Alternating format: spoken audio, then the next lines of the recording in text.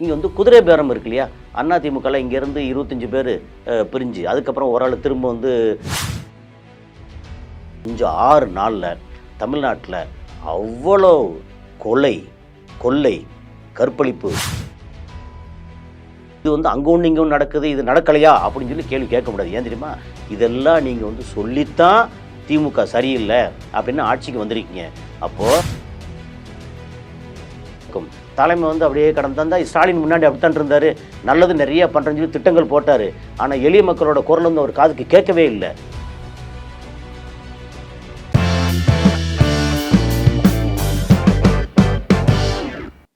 GeM TV நேயர்களுக்கு வணக்கம். நான் கசாலி. இன்றைக்கி வந்து நம்ம லோக்கல் அரசியல், அதாவது உள்ளூர் அரசியல் பற்றி நம்ம பேசுகிறதில்ல. எப்படி பார்த்தாலும் சுற்றி இதோட அச்சாணியாக இருக்கிறது வந்து விஜய். ஓகே, அதுக்கப்புறம் இதை விமர்சனம் பண்ணிட்டு அல்லது அடுத்த கட்டத்தில் இருக்கிறது எப்படி பார்த்தாலும் திமுக தவிர்க்க முடியாத கட்சி. அப்புறம் வந்து சண்டை போட்டு பிரிஞ்சு மாறி மாறி வந்து உள்ளுக்குள்ளே உள்நாட்டு குழப்பம் மாதிரி உள்கட்சி குழப்பம் நிறைய இருக்கிறது அதிமுக. எதுவுமே அப்புறம் இடையில ஒரே ஒரு எம்எல்ஏ இருந்தால் கூட அங்கேயும் பேசுபொருளாக இருக்கிறது டிடிவி தினகரன்.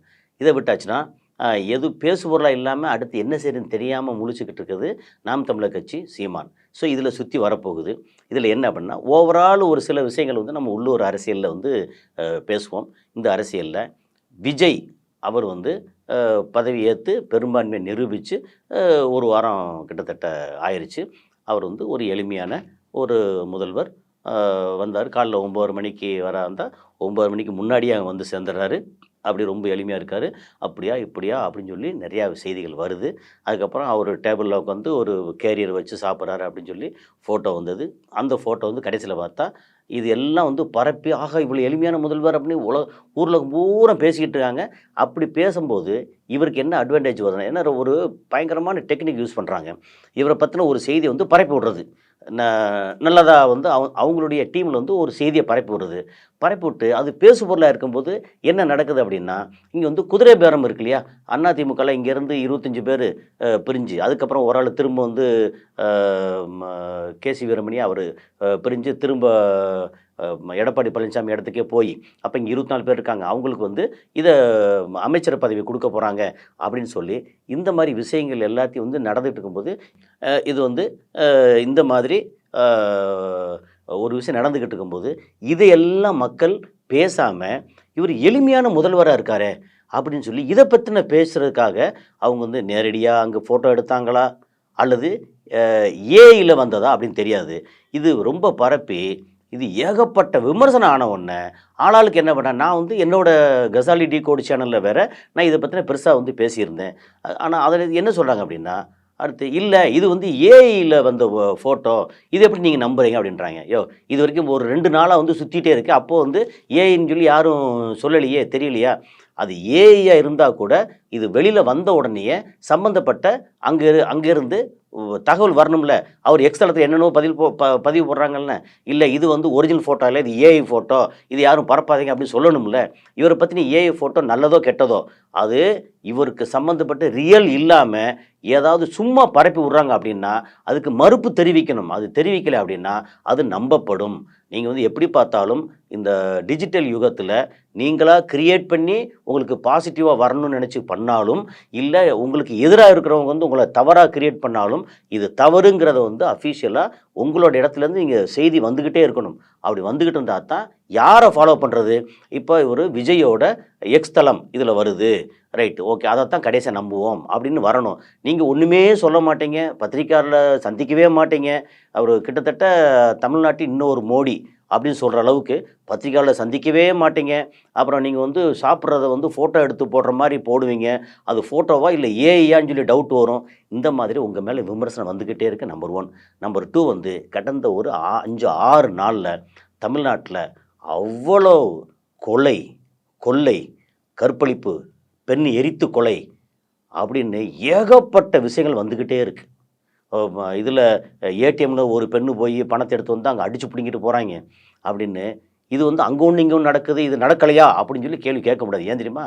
இதெல்லாம் நீங்கள் வந்து சொல்லித்தான் திமுக சரியில்லை அப்படின்னு ஆட்சிக்கு வந்திருக்கீங்க.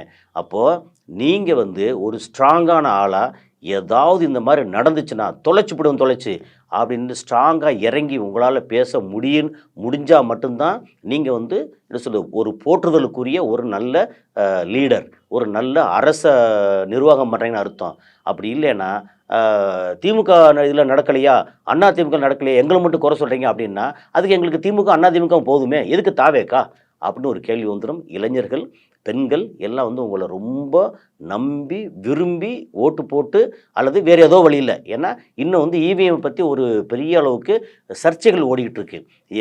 சர்ச்சைகள்னால் இதுக்கு முன்னாடியும் சர்ச்சைகள் இருந்துச்சு.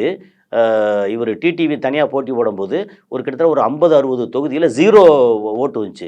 அவருக்குன்னு பூத் ஏஜென்ட் தான், அவங்க ஓட்டு போட்டுக்க மாட்டாங்களா, 1 ஓட்டு 2 ஓட்டு 3 ஓட்டு அப்படி இல்லாமல் 0 வந்துச்சு. அப்போ அந்த அளவுக்கு வந்து இவிஎம்மை எல்லாத்தையும் செட் பண்ணி வைக்கிறாங்கன்னா இந்த இடத்துல வந்து இவிஎம்மில் டேம்பர் பண்ண வேண்டாம், வைஃபை வேண்டாம், சிப்பை மாற்ற வேண்டாம், ஒன்றுமே செய்ய வேண்டாம். அதே மாதிரி கண்ணு முன்னாடியே எல்லாம் ஓட்டு போட்டு முடிக்கிறாங்க. பேட்டரி கலட்டுறோம், சீல் வைக்கிறோம், திரும்ப வந்து அங்கே பத்திரமா வச்சுருக்கோம். அதுக்கப்புறம் அதை திரும்ப பேட்டரி போடும்போது எல்லா ஏஜெண்டெல்லாம் பார்க்குறாங்க. அப்போ வந்து கரெக்டாக சீலை உடைக்கிறோம், பேட்டரி போடுறோம், ஆன் பண்ணுறோம், ஒவ்வொரு பட்டனாக செக் பண்ணி பார்க்குறோம். திமுகவுக்கு இவ்வளோ ஓட்டு, அது உதயசூரியன் இவ்வளோ ஓட்டு, தாவேக்கா விசிலுக்கு இவ்வளோ ஓட்டு, ரெட்டலைக்கு இவ்வளோ ஓட்டு, இந்த ஓட்டுன்னு எல்லாம் வந்து எண்ணி கொடுக்குறோம். அது கரெக்ட் தானே அப்படின்னு தோணும். ஆனால் ஒரு தொகுதியிலையும் எத்தனை பூத் இருக்கோ இந்தந்த பூத்துக்கு இன்னென்ன மெஷின் சொல்லி கணக்கு பண்ணால் இதில் எத்தனாவது இடத்துல சூரியன் வருது, எத்தனாவது இடத்துல ரெட்டலை வருது, எத்தனாவது இடத்துல விசில் வருது, எத்தனாவது இடத்துல விவசாய சின்னம் வருது அப்படின்னு சொல்லி அவங்களுக்கு தெரியும். அதை பேஸ் பண்ணி இந்த சூரியனில் போடுறதுல 4க்கு 1, 5க்கு 1, 3க்கு 1 அப்படியே விசிலுக்கு போகணும் அல்லது அப்படியே வந்து இதுக்கு போகணும், ரெட்டலைக்கு போகணும் அப்படின்னு அவங்களால உள்ள ப்ரோக்ராம் பண்ண முடியும். அடுத்த ஒன்ஸ் ப்ரோக்ராம் பண்ணியாச்சுன்னா போதும். இது வந்து ஜஸ்ட் கால்குலேட்டர் மாதிரி. இப்போ நீங்கள் வந்து இதுக்கு உதயசூரியனுக்கு அழுத்துறீங்க அப்படின்னா இங்கே பிரிண்டில் உதயசூரியன் வரும். ஆனால் கணக்கில் வந்து 4க்கு 1, 3 உதயசூரியனுக்கு போயிடும், 4வது உதயசூரியன் பிரிண்ட் வரும். பட்டு கவுண்ட்டு வந்து விசிலுக்கு போகும். அப்படிங்கிற மாதிரி ப்ரோக்ராம் பண்ண முடியும். ஏன்னா இதெல்லாம் மிஷின், மனுஷன் பண்ணுற மிஷின், மனுஷன் என்ன வேணாலும் பண்ண முடியும். ஆனால் இதை வந்து ஏதாவது என்ன சொன்னால் ஒரே ஒரு தொகுதியை ஒரு 200 பூத்னா 200 பூத்துலேயும் நான் இதை வந்து எண்ணி காமிச்சிட்டேன்ல, இப்போ வந்து இந்த பிரிண்ட் ஆகி வந்த இந்த பூத் ஸ்லிப்பையும் நான் வந்து எண்ணி காமிக்கிறேன் அப்படின்னு இந்த மாதிரி யோக்கியமான ஒரு தேர்தல் கமிஷனாக இருந்தால் இதெல்லாம் எண்ணி காமிக்கணும். கேட்டால் ஒரு தொகுதிக்கு 6 மிஷின் மட்டும் எண்ணுவோம், அதில் வந்து ஏதாவது தப்பு இல்லை அப்படின்னா நாங்கள் வந்து இவ்வளோ ஃபைனை போடுவோம், இவ்வளோ போடுன்னு சொல்லி மிரட்டுறது, அது எல்லாத்துக்கும் நீங்கள் தான் ரெஸ்பான்சிபிள் எழுதி கையெழுத்து கேட்குறது.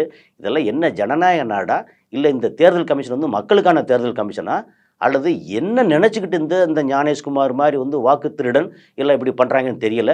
ஆனால் இந்த இவ்வளோ பிரச்சனை இருக்குது. இதையும் மீறி விஜய் உங்களை வந்து முதலமைச்சராக மக்கள் அங்கீகரிச்சிருக்காங்க. அதுவும் வந்து முழுக்க 118 இடங்கையும் கொடுத்து அங்கீகரிக்கலை, 108 கொடுத்து அதில் 107 ஆக்கி இப்போ வந்து வேறு வழி இல்லை, மற்றவங்களோட நீங்கள் வந்து இணைஞ்சு தான் போகணுன்ற இடத்துல இருக்கீங்க. அப்படி இருக்கும்போது இன்னும் கொலை, கொள்ளை, கற்பழிப்பு, திருட்டு, பணத்தை பிடுங்கிறது அப்படின்னு இன்னும் வந்து அப்புறம் ரொம்ப முக்கியமாக பாட்டிலுக்கு 10 ரூபான்னு சொல்லி டான்ஸ் ஆடி பாடினீங்கல்ல கரூரில், அது இன்னும் நடந்துக்கிட்டு இருக்கு. நான் நேரையே போய் பார்த்தேன். இந்த மாதிரி ஒரு சூழல் இருக்குது. உங்கள் ஆட்சி இப்போ தான் துவங்கியிருக்கு. துவங்கும் போதே நல்லாட்சி வேணும்னு இருக்குல்ல, அது வந்து இன்னும் வரலை. ஆனால் இன்னும் கெட்டு போகலை. இப்போ தான் வந்து 1 வாரம் ஆயிருக்கணும். 1 வாரத்தில் என்ன நடக்க முடியும் அப்படின்ல, அந்த ஆட்சி அதிகாரம் ஏறின உடனேயே உத்தரவு, வாய்மொழி உத்தரவை எல்லாம் பாருங்கள், கண்காணிங்க, வந்த ஆளுக்கு பிடிங்க, 4 பேரை வந்து சஸ்பெண்ட் பண்ணுங்க, தூக்குங்க அப்படின்னா ஒழுக்கம் வரும். அப்பா தலைமை வந்து எப்போவுமே நியாயமாக யோக்கியமாக இருந்தால் கீழே வரைக்கும் அந்த நியாயம் நடக்கும். தலைமை வந்து அப்படியே கடந்தாந்தா ஸ்டாலின் முன்னாடி அப்படித்தான் இருந்தார், நல்லது நிறையா பண்ணுறேன்னு சொல்லி திட்டங்கள் போட்டார். ஆனால் எளிய மக்களோட குரல் வந்து அவர் காதுக்கு கேட்கவே இல்லை.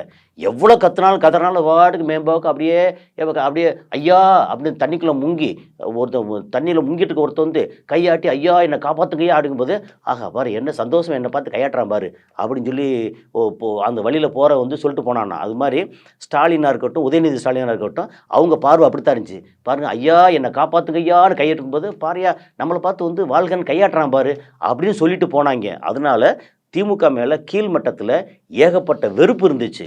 அந்த வெறுப்புக்கு வந்து நானும் ஆளானவன். ஆனாலும் என்ன சொல்கிறேன்னா, நான் வந்து நியாயமாக என்ன உண்டு ஏது உண்டு, நம்ம திராவிட பாரம்பரியம் என்ன அப்படிங்கிறதெல்லாம் பார்க்குறேன். அந்த நேரத்தில் நீங்கள் எப்படியோ இங்கே முதலமைச்சர் ஆகிட்டே உங்க மேலே ஏகப்பட்ட விமர்சனம் அதுக்குள்ளே வர ஆரம்பிச்சிருச்சு. நீங்கள் வந்து ஊழல் அற்ற ஆட்சி அப்படின்னா ஊழல் ஆட்கள், ஏற்கனவே ஊழல் பண்ண ஆட்களை பூரா சேர்த்து வச்சுருக்கீன்ற ஒரு இது இருக்குது. பரவாயில்ல, வேறு வழி இல்லை, எல்லாருமே ஊழல் பண்ணுற ஆட்களை சேர்த்து வச்சா கூட இனிமே ஊழல் பண்ணாமல் உங்களால் கட்டுப்படுத்த முடிஞ்சால் அது வந்து மிகப்பெரிய சாதனையாக மாறும் அப்படிங்கிறது. சரி, இப்போ வந்து இன்னும் ஒரு ஒரு 1-2 விஷயம் நடந்துக்கிட்டு அதையும் வந்து நம்ம இதில் சொல்லிடுவோம். எப்படின்னா, பஞ்சாபில் வந்து ஒரு 4 வயது சிறுவன் வந்து இதில் போரில் விழுந்துட்டானா அதை காப்பாற்றிட்டாங்களாம். டேய், எவ்வளோடா பண்ணுவீங்க இன்னும்? போரில் குழந்தை விழுது, சாகுது, உயிரோடு எடுப்பீங்க. இன்னும் எவ்வளோ தாண்டா நீங்கள் சொல்லிகிட்டு இருப்பீங்க? அதாவது ஒன்று இந்த போர் போடுறவனுக்கு அதை மூடி வைக்கணுன்ற அறிவு, அடிப்படை அறிவு இல்லை. ஒரு சாதாரண விலங்குகளை மாடை விட ஆடை விட கேவலமான மனுஷனாக இருக்கான், அல்லது அலட்சியப்படுத்துகிறாங்க. இன்னும் வந்து எத்தனைடா வந்து உயிரை பழி வாங்குவீங்க? இல்லை நீங்கள் போர் போட்டு உங்கள் சொந்த புல்லை விழுந்தால் நீ வந்து கதறி அழுக மாட்டீங்களா? போர் போட்டால் ஒன்று உயரமாக தூக்கிக்கணும், மூடி வைக்கணும் அப்படின்ற அடிப்படை அறிவு இல்லாத மக்கள் இன்னும் தமிழ்நாடு வரைக்கும் இன்னும் இருக்காங்க. இதை வந்து வன்மையாக கண்டிக்கத்தக்கது. இந்த பிள்ளைகளை, இந்த ஒரு 4 வயசு பையனை வந்து உயிரோடு மீட்டாங்க அப்படின்னா எவ்வளோ செலவு, எவ்வளோ நேர விரயம், எப்படி அப்படின்ற மாதிரி ஒரு விஷயம் இருக்கு இல்லையா? இதெல்லாம் தாண்டி அறிவே இல்லாத, பொறுப்பே இல்லாத மக்கள் இருக்காங்கல்ல, விளங்கவா செய்யும் அப்படிங்கிறது. சரி, அதோட ஒரு பாசிட்டிவான ஒரு நல்ல ஒரு செய்தியோடு இன்றைக்கி இது முடிப்போம். என்னென்னா, நம்ம பிரைம் மினிஸ்டர் வந்து அவர் நெதர்லாந்து, எப்படிங்கன்னா ஹாலந்து அப்படின்னு சொல்லுவோம். ஹாலந்து, தி நெதர்லாந்து, ஹாலந்து.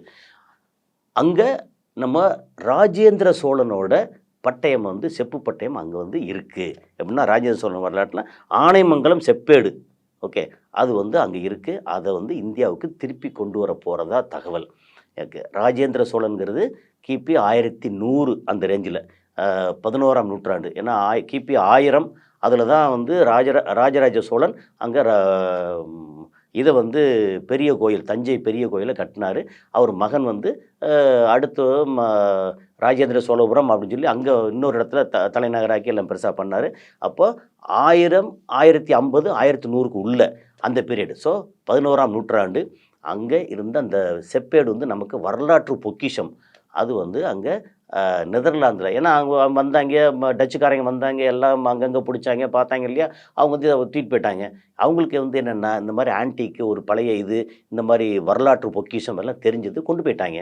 நம்மளுடைய இந்த வைரம் இருக்கு இல்லையா? அந்த வைரம் வந்து இன்னும் யூகேல இருக்கிற மாதிரி அது அங்கே போயிருக்கு. அதை வந்து இவர் நம்ம பிரைம் மினிஸ்டர் வந்து அங்கேருந்து மீட்டு கொண்டு வர்றார் அப்படிங்கிறது ஒரு பாசிட்டிவான, ஒரு பாராட்டுதலுக்குரிய ஒரு நல்ல விஷயமா இருக்குது. ஸோ இந்த லோக்கல் பாலிடிக்ஸ் வந்து இன்றைக்கி இதோட நிறைய விஷயம். அடுத்தடுத்து லோக்கல் பாலிடிக்ஸை நல்லது நடந்தால் விஜய் வந்து ரொம்ப பாசிட்டிவாக இறங்கி பண்ணுறாரு அப்படின்னா பாராட்டுவோம், இல்லை தப்பாக இருக்குது அப்படின்னா விமர்சனம் பண்ணுவோம். அதே மாதிரி எதிர்க்கட்சியாக இருக்கக்கூடிய திமுக இப்போ நல்ல விதமாக நடந்தால் அதையும் பாராட்டுவோம். இல்லை வழக்கம் போல் வந்து நாங்கள் இப்படித்தான், நாங்கள் சாதாரண மக்களோட குரல் வந்து காதுக்கு கேட்கவே கேட்காது அப்படின்னு தான் அவங்கள விமர்சனம் பண்ணுவோம் அப்படின்னு தான் நம்மளோட நிலைப்பாடு. ஸோ அடுத்த காலையில் சந்திப்போம். நன்றி.